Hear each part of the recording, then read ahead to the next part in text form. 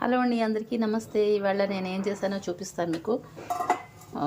బెండకాయ కూర చేశానండి. బెండకాయ కారం పెట్టి కూర చేశాను అనమాట.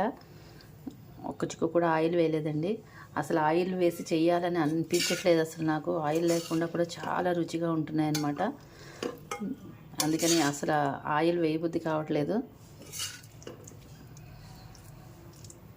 చూసారా, బెండకాయ కారం పెట్టిన కూర, అలాగే ఆకుకూర పప్పు. ఇది చుక్కకూర పప్పు అనమాట.